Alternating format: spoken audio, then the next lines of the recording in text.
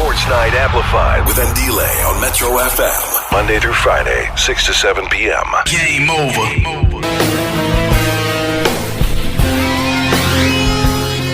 Celebrated his birthday on the 3rd of March. Born in 2000. In 2000. 2000. Just now, the 3rd of March, you're celebrating his birthday. It saddened me today when I go to the app that we go to update our knowledge and things on players. And I looked at Fleurs and I looked at the date of birth. But that's not what saddened me. What saddened me is that on the app where the world looks, every pundit you can think of, we all go there to update stats and to refresh on what we know about footballers. Look, Fleurs' picture was in black and white because that's what they do once somebody's late. And they've now included a date of death at only 24 years old. 24. I don't even remember what I was doing at 24. But I know that I had dreams. I know that my mother and my father looked at me and saw a future in me. This is not a rant or a cry or frustration from a football anchor or somebody involved in football. This is a cry, my beloved country. This is a cry for somebody that's never watched a single football game in their life because a 24-year-old lies cold. Not a 24-year-old who was robbing people, committing crimes and terrorizing the neighborhood. No, a 24-year-old who was trying to change his family's life is no more. He lies cold right now. That's a society to which we are now a part of. Where we get on the air on a Throwback Thursday not wanting to. Because crime in this country has taken over and it's taken lives of your family, my family, and by large, and by extension, touching all of us. May your soul rest in peace. Look, Fleur. Sports Night Amplified with Andile on Metro FM. Proudly brought to you by SABC Sport. It's exactly 13 after the hour 6 on the mighty Metro FM. It is Sports Night Amplified with Andile. I am Andile Ncube. Had a beautiful show planned today. One that I was very excited for because, I get to speak to a childhood hero. We do a Throwback Thursday. You know how Throwback Thursdays go. We tell stories of sport, things that you can get involved in growing up. And I think at the time, I think I said Lamontville. Growing up with my family there. It is a bo as in Ncube. And the first cricketer I ever heard of, the first cricketer I ever knew was Jonty Rhodes. Jonty Rhodes was that one guy that even the black kids knew. Cricket wasn't our thing. It wasn't offered at our schools. We didn't have the equipment for it. We didn't know how you count, how it works. We didn't know what a wicket from a ball was. But for some reason, we knew Jonty Rhodes because of the athleticism of Jonty Rhodes. It just, for some reason, synergized with us. So that's the conversation we're meant to have. And I'm going to have that conversation with Jonty Rhodes and we're going to have a chat. I'm going to snap out of it and I'm going to be jolly and I'm going to enjoy. I'm not going to let you, scoundrel of the earth, who decided to take a life of a young 24-year-old, take this away from all of us who listen to this too. But at the end of it, when we're done with that conversation, I'm going to play you a clip from the South African Police Service. And, they said, Andile, we can't come on, but we can give you all the details we can because we know that so many fans are wondering and wanting to know. But also we've got a couple of coaches that have had something to say. So at the end of that conversation with Jonty Rhodes, we'll then do that. So I need a break between this rant of mine to try and find a smile so that I can speak to one of South Africa's most loved sportsmen. A man who wasn't just about the game, but his philanthropy, but also just his care for all South Africans. His care for all South Africans.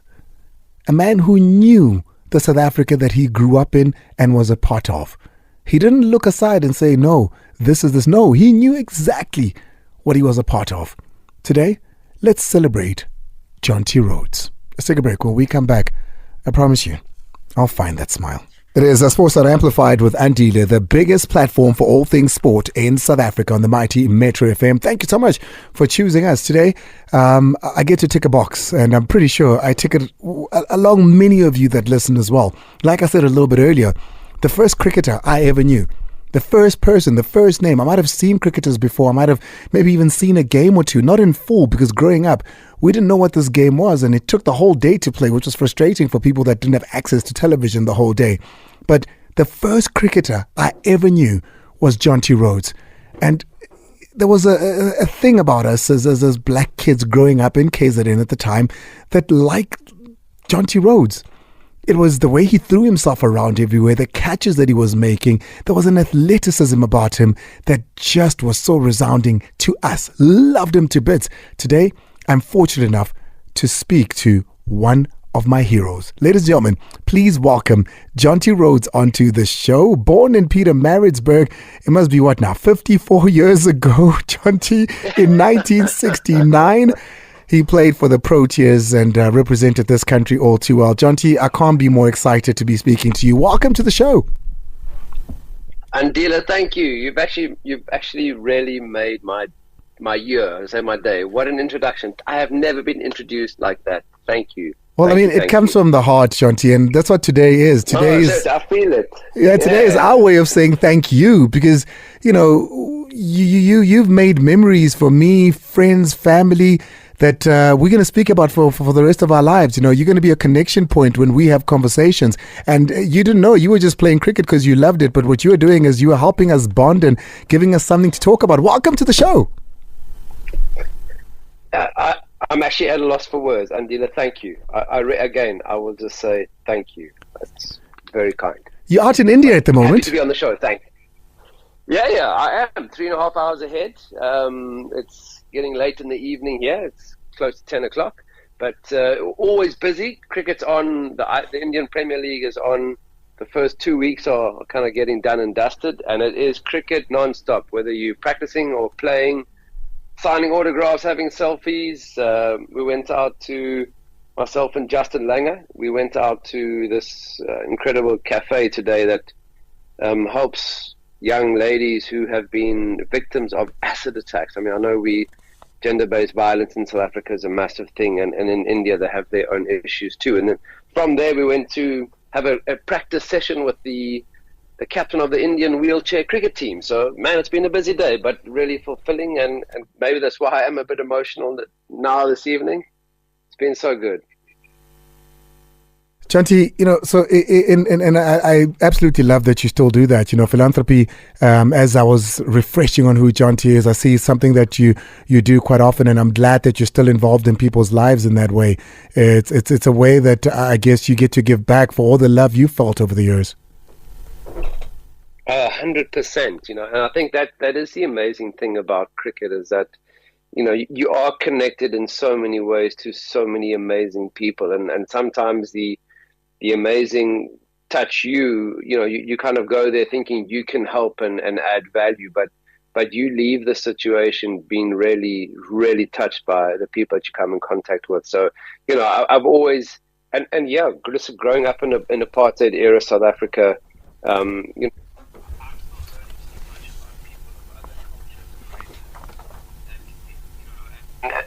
I know that the more I learn about other people, the more I will myself. So I'm grateful for every opportunity to discover people and places that that probably wouldn't be open to the ordinary guy or gal. So I'm just grateful for what cricket has brought me, and been giving me this opportunity now to just keep developing as a human being. Because let's face it, that's a journey that never comes to an end. Well, I suppose it never. To rest, yeah, I was about to say at some point, Jonty, even you aren't invincible. Yes. I am feeling a bit like I don't know, Peter Pan, or I don't know what the equivalent is. Jonty, listen. So I've always said, careers like yours and lives in sport like yours, if one is to try and have an interview that is not geared to one particular thing, it'll never end. So I picked one moment that I want us to talk about, that I want us to relive almost. And I think we're going to have to go back to 1992 on the 8th of March. Does that date ring a bell? 8th of March, 1992. March, not really, but 1992 was a big year for Jonty Rhodes. And I think from a South African cricket point of view, obviously it launched us back into the world arena, and it certainly launched my career. So I'm assuming that's World Cup in Australia, and me against, South Africa versus Pakistan. Ncube losing the race. I'm assuming that it's exactly that. It is. I mean, I looked it up, and it still ranks as one of the greatest, as far as athleticism is concerned, greatest moments in sporting history across all sports. No, that's ridiculous. I mean, that is ridiculous because that's a word to describe it. It was ridiculous. No, Andile. Exactly. It was a great photograph, but it shouldn't have even happened. I mean, I should have been throwing the ball. We know that. I mean, you get the ball, you throw it at the stumps. What is this young white kid doing, throwing himself at the wickets? I mean, it was like everyone just went, "Hey, man, what is this guy doing?" So it was definitely a case of one of those opportunities where I backed my strength, which was my speed and not my accuracy. And I mean, I'm still just blown away. In that 1992 Cricket World Cup, the referendum was on in South Africa, and people talk about highlights of your cricketing career, and that for me was massive. I mean, it was the first step towards the transition and the change towards democracy. So that World Cup was less about results and moments. I mean, even though it was a spectacular photograph. My brothers and I did this in the back garden, at school. And that was an amazing thing for me. I couldn't understand the fuss that was being made of something that I'd done from age 5 or 6. So just throwing myself around the field somewhere, doing something crazy. It made me really feel old because I realized it's 32 years ago now. It's a long time, brother. It's a very long time. But Jonty, for those, because if it's 32 years ago, we've got listeners here that are in their 20s, in their 30s even, who are either babies or not even born yet. So I'm going to please ask you to describe that moment from the time the ball is bowled. Who bowls it? How does it go? I know a lot of people are going to go Google it. You're going to see there's going to be a spike in the YouTube views for that moment. But if you were to describe it from where you were standing a minute before the ball, perhaps up until that ran out, talk to me about it. Just describe it to me. I want to see it through your eyes. Okay, so let me just paint the overall picture, because it was a game in Brisbane in Australia. In the summer, there's generally a storm clouds that build up, and there was a massive downpour. So the outfield was wet, and for the bowlers, it was really tough to control the ball. The ball was quite wet to grip. South Africa had put on a decent total batting first, but to me, is it ringing? We can hear you now, Jonty. Sorry about that. Okay. No, it's good. It's good. So Andile, I mean, it was a situation where Pakistan was scoring a lot of runs very quickly. Imran Khan, the captain of Pakistan, was batting with a young Inzamam ul Haq, who was a 19-year-old sort of up-and-coming young star of Pakistan cricket. And South Africa were desperate for a breakthrough of a wicket, because they didn't have many batters that came next. This Imran Khan was a sort of bowling all-rounder, and we knew if we got one wicket, we could go through them. And when Brian McMillan was bowling, and he hit Inzamam ul Haq on the pads, Inzamam tried to sort of slog sweep him towards square leg, and the ball bounced out to my area at backward point. And generally, I'm very close, because I was a soccer player, But I was a striker, one of the glory boys, of course. Although, let's face it, I mean, goalkeepers these days in South Africa are definitely the ones who are earning all the accolades. But, as a goalkeeper in my era of football, the keeper could come off the line almost at the penalty, cut down the angle. So generally my game plan was to come in as close as possible. But because I was trying to save the boundaries and not the singles, I was standing on the inner circle. So when the ball hit the pad, I could see that Imran Khan at the non-striker's end had his hand up. And I think in the picture, he still has his hand up, saying he's not coming to his batting partner. But Inzamam ul Haq was 19, a lumbering young man at that stage. And I backed my speed to get to the wickets, because he then, Inzamam took off down the wicket, and he turned around and came back to his crease. But I backed my speed to get there before him, and not my accuracy, because we didn't do much. I loved my fielding, but we didn't do much fielding practice. We had one coach. Mike Proctor was the only coach. Now I'm one of 6 coaches at the IPL. So you've got a coach for everything. You've got a coach for the coaches almost, So I've even got the Zulu, Lance Klusener, here with me in India. I saw. Yeah, no, we're a house full of South Africans and Australians and Indian coaches. But anyway, so Inzamam came back towards the crease, and I realized that, hey, this guy's getting back sooner than I had anticipated, so I'm going to look really silly, and he's going to make it home. And I haven't thrown the ball. So I just threw myself instead of the ball, thinking this is the fastest way to cover the last 2 meters, was diving for the ball. So, there was an Australian journalist, he took a picture, and everybody was just quite shocked, because fielding, everyone talks about, Jonty, you were the best fielder in the world. And Andile, I said, well, it's easy to be the number one fielder when there's only one fielder. Nobody else was even fielding. So it was just I think it was a shock. It was just a shock to the cricketing system. What is this kid doing? Never been done that. So it was, I never did it again. So it was not something I'd ever practiced. I never did that again. It just seemed right at the time. And that's the strangest thing. I'd never practiced it. And it just instinctively felt like the right thing to do. And seriously, I mean, I've replayed it occasionally for camera, and now even at the tender age of 54, going on 55, Andile, the flying part's still okay. It's the landing. It's shot. You need 3 days to recover from the landing. Yeah, no, not even. Luckily, we've got 7 coaches and 15 physiotherapists here, so I think most of the the physios are for the coaching staff. Well, Jonty, listen, man. Occasionally, very, very badly. I've got the audio from that. I want to relive it with you. So, for those that are wondering what these 2 old men are going on about, it's 32 years ago now. A moment that changed a lot of us' vision and perspective of what this white sport was at the time. Growing up in the townships, we didn't know any better. But it just made it something so sexy, something that we wanted to do. It made it something that we want to get involved in. This is that moment. 32 years ago, almost to the dot, because it was in March, Jonty Rhodes making history. Umpire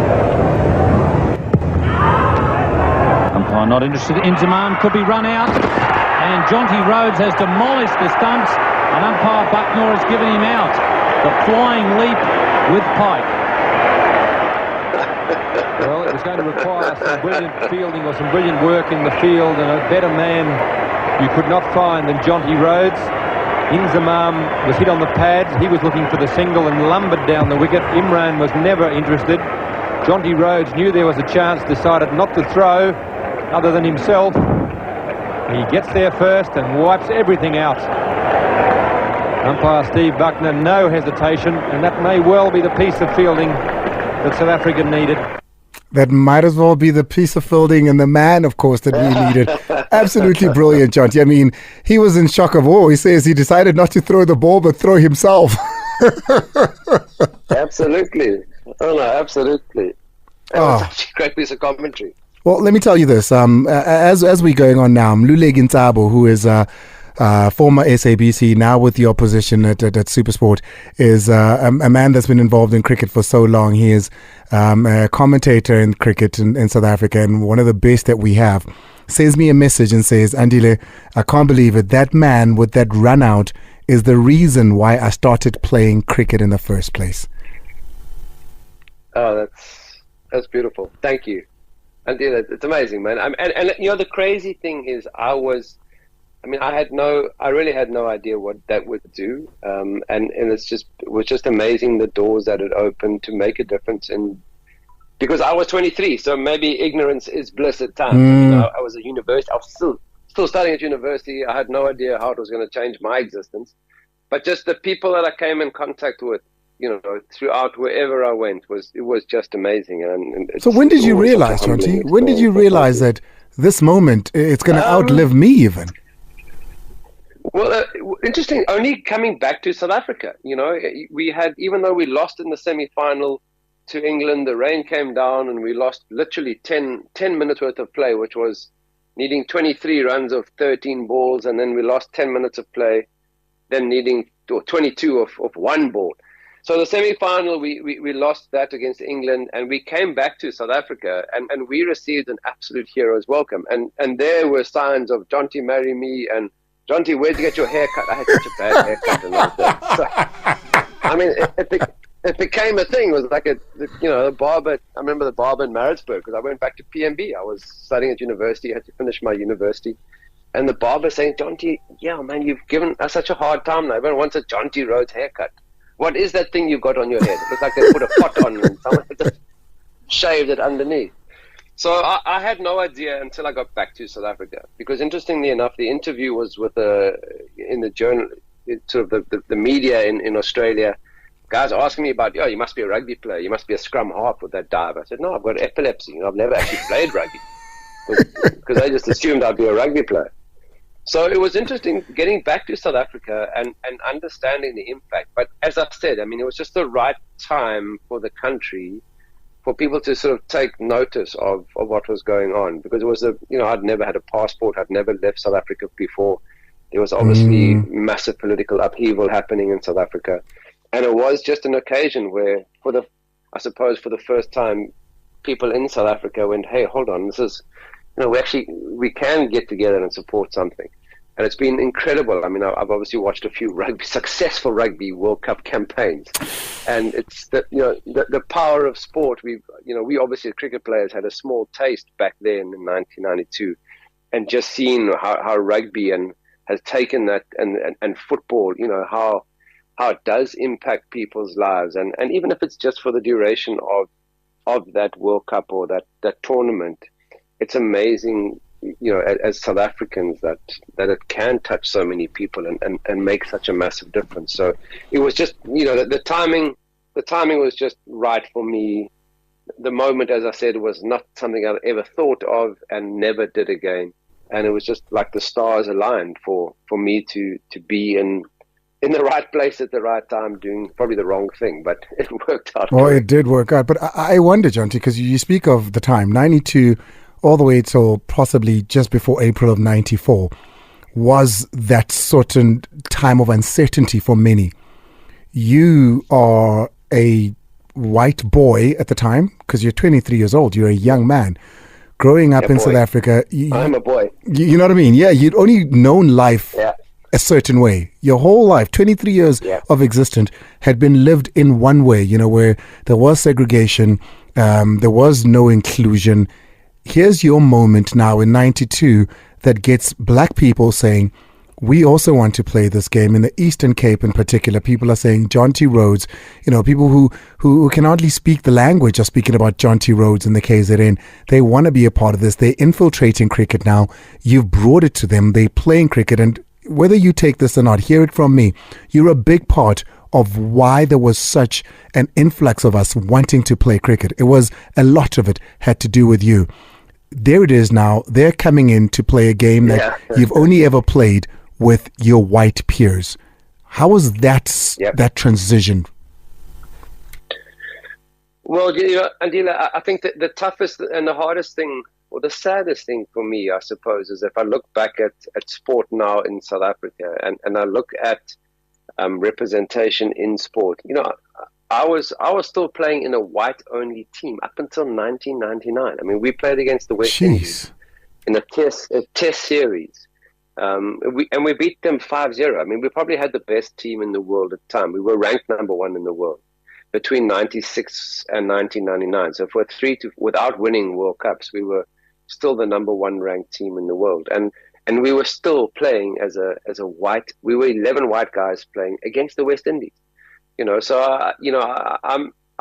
I look back on my career with real mixed emotions, because as I'm hearing from you about the influence that I had, or the impact that I had, I mean, it is incredible, because obviously a lot of my time is spent coaching in India, and I see a lot of the sort of 35 to 45s. I do corporate sort of leadership talks here around cricket lessons, and it's people who they were 16 or 17 and they were watching me as young people. And in India, where there's obviously no fielding whatsoever because there is no grass at all, the facilities are very tough. But if I go back to the South African context, so many people. I mean, I grew up in such white privilege. It's ridiculous that I look back. So I have real mixed emotions looking back on my cricketing career. In that the opportunity that I got, but the players that, and I'm not just talking about white players. I'm talking about players of every color and culture and race who missed out before me. So you'll hear, and being in the media, you'll often hear interviews from players saying, it's a real privilege to play for my country. I'm just grateful I managed to score some runs and help the team do well. And it's, if you close your eyes, it could be any player from any team from any country. But I played in a team that was not supposed to play cricket for South Africa. We weren't a democracy. There was no other sport playing internationally in 1992. I mean, it was just, I can't describe what that feels like, because it just should never have happened. So, as I said, everything aligned for me to be there. And it wasn't something that I'd planned. And if I can make somebody's day better by just 1%, then I kind of feel like I've done justice for the career that I was blessed with. Oh, because Jonty. we all talk about how much needs to be done, and I see so many amazing people doing incredible stuff, Andile, and it sometimes puts me to shame, where I feel like I have a platform, I have opportunity, and I don't do enough, because a lot of us talk about making a difference, but there are actually people out there who are making a difference. So I'm hoping that I will be able to connect with these incredible people who will allow me to kind of give back in a meaningful way. Because I think I have given back in a way to the game, but to actually touch people's lives and make a real difference is. And at 55, approaching 55, this old dog, he's certainly happy to learn new tricks. So I'm all for just being able to continue this incredible privilege that I have been given, and hopefully keep touching lives along the way. I appreciate your honesty when it comes to this, Jonty. Many wouldn't have recognized the privilege that they had, but also I think you need to take it on your cap, really, to say, yes, there was privilege, but you earned it too. You were brilliant at what you did, which brings me to the next thing. I picked that one moment because it was, it was my moment that opened my eyes to this beautiful thing called cricket. But when you think back to some incredible moments of your cricket career that you've had, what sticks out? If you're playing your reel to yourself, what's that moment that you leave till the end of the reel for everybody to go, oh, wow, and go out with a huge applause? What's that one moment in cricket on the field that stands out for you? Yeah, I suppose, my job, I certainly impressed people within my fielding, but my job was supposed to be a batter. I was supposed this is true. Runs occasionally, which people tend to forget. Oh, you saved 20, you scored 20, so you average 40, you're fine. You'll be okay. But my job was really to score runs. So I suppose on the very few occasions that I managed to do that and tick that box, it was very special. And I kind of go back to not just a test match in Lords. We were playing in England in 1998, and for a long time, Lords is obviously considered the sort of the home of cricket. But if you play in India, they consider sort of Eden Gardens with 100,000 people to be the home of cricket. And if you go to Australia, probably the MCG that had 100,000 people, they consider that to be the home of cricket. But South Africa, we on that series, I had been left out of Test cricket for 2 years. So I was playing but I had a technical flaw, which Bob Wilmer, the coach at the time of South Africa, he was trying to correct. But because cricket's a game of habit, it doesn't happen overnight. It takes weeks and months to rectify and then just become another habit, So it took me 2 years to get back in the test team, and that 2 years coincided with a tour of England where I was in doubt of even playing. The first test match I got 95, and the second test match I managed to get 100 at Lords when we were 40 for 4. I mean, I was dropped, caught on a no ball, and should have been out probably LBW on 2 occasions. So it was luck going my way, but there's an honours board in the dressing rooms in Lords. A visiting team, if you bowler, you take 5 wickets, you get on the honours board, and if you score 100, you go in the dressing room. So at the end of the day, I got my 100. I asked the physiotherapist for some sticky tape or some white tape, sort of muscle tape, and I wrote on there Jonty Rhodes, batsman, not fielder, because it was it had been a long time since I'd scored 100, so it was quite a from my perspective as a batter, getting 100 is obviously not justification for the work. It wasn't just 100; it was a winning 100, wasn't it? Out at Lords in '98. It was a winning 100. Yeah, it was a winning. I mean, the team won, which it did help, but it was also a case of after 2 years where my teammates still kept phoning me and saying, "Well done." I was playing for the Dolphins, for Natal and KZN. I was scoring hundreds for them, and not playing for South Africa. Teammates were still phoning me up and saying, "Hey Joe, keep going. Looking forward to seeing you back in the team. Just keep scoring runs. Just make it impossible for them to leave you out." So it was an interesting 2 periods of my life, because it definitely wasn't all roses when it came to my cricket, and that season, that tour to England in '98 was a huge. It was 117 that knock, or was it 120? It was 117, yeah? No, yeah, I think about 117. I think that's correct. I mean, it wasn't a big 100. I mean, the ball was still. I really had. I mean, I was dropped. We were 40 for 4, I think, when I came to bat with Hansi, and ball was going. And he just said, "Okay, Joe, we're not going to stick. We can't stick around. We're going to get an unplayable delivery. We sort of need to counter-attack here." And he and I both went on the aggressive side and took a bit of risk, and it paid off in the end. Oh. So yes. So having my name on the board after being left out of the team for 2 years was satisfying. I mean, you obviously, as a cricket player, you focus more on the process than the outcome, because especially when you're batting or when you're bowling even, you can bowl the perfect delivery, the batter gets an inside edge and it goes for 4, and you've done everything right, but the outcome is not in your favor. So batting is the same. You get one opportunity, and if you get out, no matter how hard you've worked, all the preparation you've done, it just comes to nothing. On many occasions. So I think from that point of view, it was just a case of, okay, so all the hard work that I've been doing for the last 2 years of going back and playing, and coaches like Graham Ford, really instrumental, because he was coaching the Dolphins at the time, did a lot of work with me. So all that sort of stuff behind the scenes was just gratifying. Now the Brady says that guy was a cat in human form, except that run out. There's a catch where he twisted and turned in the air. Unbelievable. Pat says, Intangam leyo, having grown up in the Eastern Cape, Mdantsane, I was exposed to the sport, bowling and fielding. I fully understood why he flew for the run out. I too wasn't accurate at throwing. One had to be fit batting with him. Listen, Jonty, before I let you go, because the hour really does go by quick. You've got a young man now, Kwena Mapaka, who is out there, 17 years old, St. Stithian's boy. He impressed at the Under-19 World Cup, got his call up to the Mumbai Indians. It was one of those moments where we all thought so surreal. He's out there, didn't have the best of the first day. I hated what, some South Africans, and I don't want you obviously to go into what Dale Steyn had to say about that, but you are there, you are seeing the 17-year-old, you are seeing this young man from South Africa bowling, a sport that 32 years ago that we speak of, he wouldn't even had a cricket ball in his hand. What are your thoughts in and around Kwena?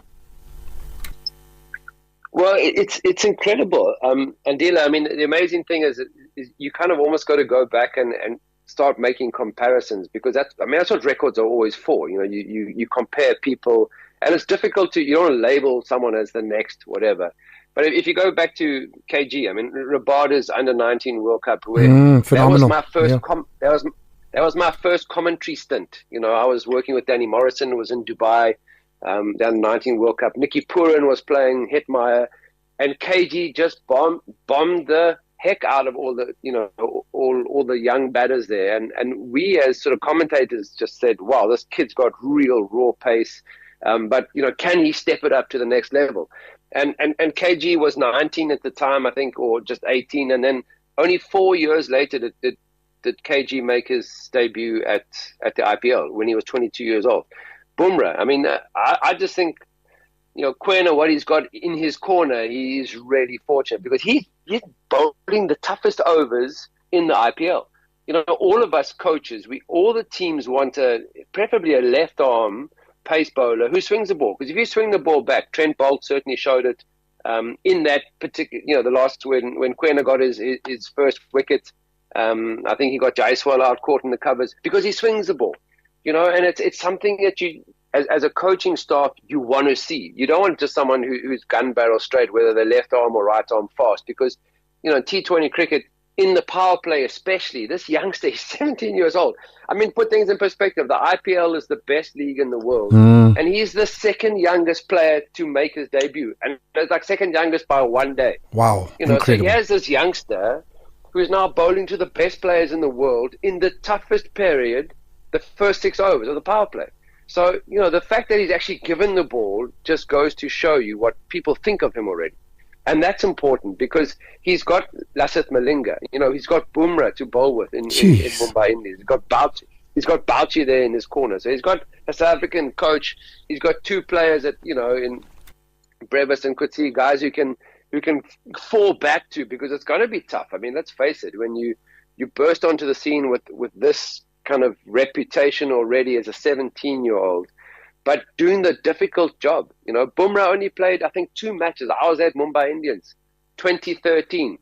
Bumrah made his debut, and he got Kohli out in the first over. But the irony is that the first 3 balls, I think, went for 4, and then Kohli was caught on the boundary. Like the fourth, he could have had Bumrah's first over, could have gone for 20, and he wouldn't have bowled again. And he wouldn't have bowled again that season. He only played 2 matches. And look at the guy now. And I think the IPL is such an incredible learning experience that Quena, no matter what the results are on the field, he is going to come back such a stronger player mentally and physically and skill-wise, having spent 2 months in the hottest cauldron of opening bowling that you can ever, experience. And he's going to be the better player for it. So, if you look at the bench of MI, you look at, as I said, Malinga, one of the best exponents of the Yorker. He's got Bumrah in his corner, because you can, there's only so much you can learn in the nets and the practice. It's in the games where you learn the most valuable lessons. So whatever those lessons are, it was great to see him get that first wicket. It really was amazing, because it is a massive step up. This is the best league in the world. These are the best players in world cricket. They all want to play here because, yes, they're earning big cash. They want to be in this league. And they know there's a massive auction coming up next year for the IPL, a mega auction, and players want to perform here. So, if he doesn't go and play every single game for MI this season, that's not a loss for him. It's the fact that he's spending time with some of the best players in the world, in the nets, in the games, just listening to what's going on. I think he's certainly, looking at his record at the Under-19 World Cup. He got 21 wickets, and he didn't even get to the final. They lost in the semi-finals where he got 3 for 32. Hashtag Throwback Thursday on Sports Night Amplified with Andile on Metro FM. Powered by SABC Sport. It's exactly 18:54 in the mighty Metro FM. The legendary Jonty Rhodes joining us from a conversation all the way from India, where he is busy doing his duties, of course, as a coach nowadays. We're having a conversation about 32 years ago and talking about the moment that the world still speaks of till today. Once it's infiltrated the USA, you knew it was going to go far. Jonty, before I let you go, I have to do this because I know who my GOAT is, but I wonder, dead or alive, South African cricket players of all time, who is Jonty's greatest of all time? Oh, Andile, you have now thrown me right in the deep end. There's got to be that one that sticks out above others. If Michael Jordan is to basketball, Serena Williams to tennis, Tiger to golf, who is the greatest of all time, minus yourself, of course, cricket players in South Africa, according to Jonty Rhodes? I mean, how do you even do that? I mean, I'm a soccer player of the old day, and Pele was, for me, the greatest player. Oh no, ever. Jonty, I don't believe we're going to clash on this. It's got to be Cristiano Ronaldo. Exactly. So how do you even? I mean, how do we even compare stats from one generation to the next? It doesn't have to be stats. I mean, I say sport is a feeling thing. Yeah. Okay, less of the feeling than maybe more of the stats, though. I got the opportunity to play with Jacques Kallis, and all-rounders in cricket are like gold. I mean, they are such valuable commodities because you generally have a bowling all-rounder who then bats a little bit, or a batting all-rounder who bowls a little bit. But I got the opportunity to play with Jacques Kallis, and he batted number 3 in Test cricket. He bowled first change, so he was somebody who was the ultimate cricket player because he could do everything at the highest level. Wow. As I said, if you're either a bowler who batted a bit or you're a batter who bowled a bit, but this young guy who came through, and I mean, he came through with failures in South Africa at the start of his career. He was averaging 8 or 9 runs, and he just blossomed into this incredibly talented player who just kept scoring runs, taking wickets, taking catches. And from my point of view, listening to people in this era now who I work with as coaches, they just say Jacques Kallis as well. Just one of the greatest. I've heard it from ex-players I've spoken to as well. So he does come as one of the most recommended. So there you go, Jacques Kallis, the greatest of all time as far as Jonty is concerned. Jonty, I want to give one or two people an opportunity just to be a part of our conversation. I don't want to just have it all to myself. An hour just never enough when you have a person of your caliber. You taking our call all the way from where you are. We really appreciate it. Max in Cape Town, welcome. Andile, you have a legend there. I can tell you, I never met Jonty myself, but growing up in Hammarskraal, I was actually called by his name. It was introduced to us cricket by a guy who was coming from Eastwind. He gave me the name Jonty Rhodes. He used to call himself Lion Fleurs. So I never met him actually, but when Google was introduced to us, I used to check how he looks like, but I thought. Are you serious? So you played cricket, you were called Jonty Rhodes by a coach, and you'd never even seen the guy? I've never seen the guy. Even when I go back home in Hammarskraal, people will call me Jonty. They think my name is John. Jonty, are you hearing this? What? Well, I'm grateful because usually I'm called the pet puppies, the Jack Russells and the goldfish that were called Jonty. So Max, I'm quite happy that I finally found a human that was named after me. He had never even seen you. He had to wait till there was Google one day, then he could Google this Jonty. That is crazy. Man. Max, that's a beautiful story. Way before my time. Thanks, Max. Really appreciate that one, Max. It's a really beautiful story. Jonty, thank you so much for being a part of the show. There's so many calls, so many texts, so many voice notes that are coming in.